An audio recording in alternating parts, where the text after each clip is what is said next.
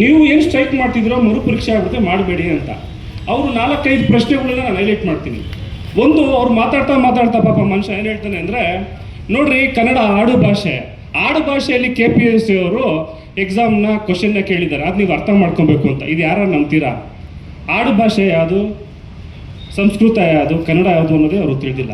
ಮತ್ತೆ ಹೋಗ್ತಾ ಉಡುಪಿಯಲ್ಲಿ ತುಳು ಭಾಷೆ ಮಾತಾಡ್ತಾರೆ, ಮತ್ತು ನಾರ್ತ್ ಕರ್ನಾಟಕದಲ್ಲಿ ಬೇರೆ ಯಾವುದೋ ಭಾಷೆ ಮಾತಾಡ್ತಾರೆ ಅಂತ ಹೇಳ್ತಾರೆ. ಏನು ರಿಷಬ್ ಶೆಟ್ಟಿನ ರೆಡಿ ಮಾಡಿರೋದು ಕ್ವಶನ್ ಪೇಪರು, ಅದನ್ನು ಮಾಡೋಕ್ಕೆ ಬೇರೆಯವ್ರು ಇದ್ದಾರೆ, ಅದನ್ನು ಮಾಡಬೇಕಾಗಿತ್ತು, ಅದನ್ನು ಹೇಳಿಲ್ಲ ಅವರು. ಹೌದಾ? ಮತ್ತೆ ಹೋಗ್ತಾ ಒಂದು 5-6 ಕ್ವಶನ್ 7 ಕ್ವಶನ್ ಆದ ತಕ್ಷಣ ಸಿಗಾಕೊಂಬಿಟ್ಟ ಪಾಪ ಮನುಷ್ಯ.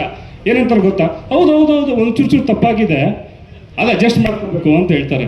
ಇನ್ನೂ ಸ್ವಲ್ಪ ಹೋಗ್ತಾ ಇನ್ನೂ ಸ್ವಲ್ಪ ಸಿಗಾಕೊಂಬಿಟ್ಟ. ನಾನು ಪಾಸ್ ಆಗೋದು ಡೌಟ್ ಇದೆ, ನನಗೂ ಗೊತ್ತಿಲ್ಲ, ಆದರೂ ಸ್ವಲ್ಪ ನೋಡ್ಕೊಳ್ಳಿ ಅಂತ. ಇನ್ನೊಂಚೂರು ಹೋಗ್ತಾ ಏನಾಗಿತ್ತು ಅಂದರೆ, ನೋಡಿ ಸ್ವಲ್ಪ ಅಡ್ಜಸ್ಟ್ ಮಾಡಿಕೊಂಡು ಮರುಪರೀಕ್ಷೆ ಮಾಡ್ಬೇಕಂದಾಗ, ನೀವು ವಿದ್ಯಾರ್ಥಿಗಳು ಮಾಡ್ಬೇಕಂದಾಗ ನೋಡ್ಕೊಂಡು ಮಾಡಿ, ರಿಸಲ್ಟ್ ಬಂದ್ಬಿಡಿ ಆಮೇಲೆ ಮಾಡಿ ಅಂತ ಹೇಳ್ದ. ನಿನ್ನೆ ರಿಸಲ್ಟು ಬಂತು, ಆ ಯಪ್ಪ ಬರಬೇಕಾಗಿತ್ತು ಇವತ್ತು ಇಲ್ಲಿಗೆ. ಅಂದರೆ ಅವ್ರಿಗೆ ಗೊತ್ತಿಲ್ಲ ಅವ್ರು ಪಾಸ್ ಆಗ್ತಾರೋ ಇಲ್ಲ ಅಂತ ಹೇಳಿ. ಹಂಗೆ ಇನ್ನೂ ಬುದ್ಧಿವಂತರು 4 ಜನ ಅದರೇ ವಿಡಿಯೋದಲ್ಲಿ ಮಾಡಿದ್ದಾರೆ, ಹೆಸರು ಹೇಳೋಕ್ಕೆ ಇಷ್ಟಪಡಲ್ಲ ಪಾಪ. ಅವರೇನು ಹೇಳ್ತಾರೆ, ಕಾನೂನು ಬಗ್ಗೆ ಹೇಳ್ತಾರೆ. ನಾನು ಒಬ್ಬ ವಕೀಲ ವೃತ್ತಿಯಲ್ಲಿ. ಕಾನೂನು ಹೋರಾಟ ಮಾಡಿದ್ರೆ ನಮ್ಮ ಏನು ಈ ಟೆಕ್ನಿಕಲ್ ಮ್ಯಾಟರ್ಸ್ಗಳು ಬಂದ್ಬಿಡ್ತವೆ, ಇದು ಬಂದ್ಬಿಡ್ತವೆ ಅಂತ. ಅದೇ ವ್ಯಕ್ತಿ ಮೊದಲು ಕಾನೂನು ಹೋರಾಟ ಮಾಡಿ ಈ 3 ತಿಂಗಳಿಂದ ಆಗಿದ್ದ ಪರೀಕ್ಷೆಯನ್ನು ಮರುಪರೀಕ್ಷೆ ಮಾಡಿಸಿದ್ರು. ಯಾಕೆ ಮರ್ತು ಹೋಗ್ತೀರಿ ನೀವು? ಅದರಲ್ಲಿ ಇನ್ನೊಬ್ರು ಬರ್ತಾರೆ ಸರ್, ಇದೊಂದು ಒಳ್ಳೆ ತಮಾಷೆ.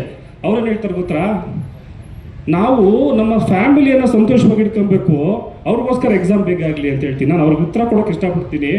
ಇವತ್ತು ಇಲ್ಲಿ ಸೇರಿರೋರು ಸಮಾಜವನ್ನು ಖುಷಿ ಇಟ್ಕೊಳ್ಳೋಂಥವ್ರು ವಿದ್ಯಾರ್ಥಿಗಳು. ನೀವು ಬರೀ ನಿಮ್ಮ ಕುಟುಂಬವನ್ನು ಇಟ್ಕೊಳ್ಳೋಕೆ ಇಷ್ಟಪಟ್ಟಿದ್ದೀರಿ, ಅದಕ್ಕೆ ತಾವು ಬಂದಿಲ್ಲ. ಕನ್ನಡ ಅಂದರೆ ಕನ್ನಡ ನಾಡಿನಲ್ಲಿರುವಂಥ ಅಧಿಕಾರಿಗಳು, ಒಬ್ಬ ಹಳ್ಳಿಯಿಂದ ಹೋಗಿರೋನಿಗೆ ನಿಮ್ಮ ಇಂಗ್ಲೀಷ್ ಬರಲ್ಲ, ನಿಮಗೆ ಮಾತಾಡಬೇಕಾಗಿರೋದು ಕನ್ನಡ, ನಾಲ್ಗೆ ಸ್ಲಿಪ್ ಆಗಿ ಮಾಡುವಂಥ ಭಾಷೆಗಳನ್ನ ಯಾರಿಗೂ ಅರ್ಥ ಆಗಲ್ಲ. ಅದಕ್ಕಾಗಿ ಕನ್ನಡಕ್ಕೆ ಮೊದಲನೆಯ ಆದ್ಯತೆ ಕೊಡಬೇಕು. ನಾನು ಅವ್ರಿಗೆ ಉತ್ತರ ಕೊಡ್ಬೇಕು, ಅದಕ್ಕೆ ನೀವು ನಂಗೆ ಸಹಕರಿಸಬೇಕು. ನಾನು ಒಂದೇ ಒಂದು ಓವರ್ ಪ್ರಶ್ನೆಯನ್ನು ಕೇಳಬೇಕಂತ ಇಷ್ಟಪಡ್ತೀನಿ. ಅಂದರೆ ನೀವೆಲ್ಲರೂ ಕೂಡ ವಿದ್ಯಾರ್ಥಿಗಳು ಕನ್ನಡದಲ್ಲೇ, ನಿಮ್ಗೆ ಒಂದೇ ಒಂದು OMR ಪ್ರಶ್ನೆ ಅಂದರೆ ಆಪ್ಷನ್ನು ಕೊಡ್ತೀರಿ. ಅದಕ್ಕೆ ತಾವು ಉತ್ತರ ಕೊಟ್ಟರೆ ಅವ್ರಿಗೆ ಉತ್ತರ ಸಿಗ್ದಂಗೆ. ಏನು ಅಂದರೆ, ಕರ್ನಾಟಕ ರಾಜ್ಯದಲ್ಲಿ 2024ರಲ್ಲಿ 2 ಬಾರಿ KPSC ಎಕ್ಸಾಮ್ ನಡೆಸಿದಂಥ ಡಿಪಾರ್ಟ್ಮೆಂಟ್ ಯಾವುದು? BMTCನ, KPTC ಅಲ್ಲ, KPSCನ, BWSSBನ? ಉತ್ತರ ಹೇಳಿ ಸಾಕು, ನಾವೆಲ್ಲ ಬುದ್ಧಿವಂತರೆ.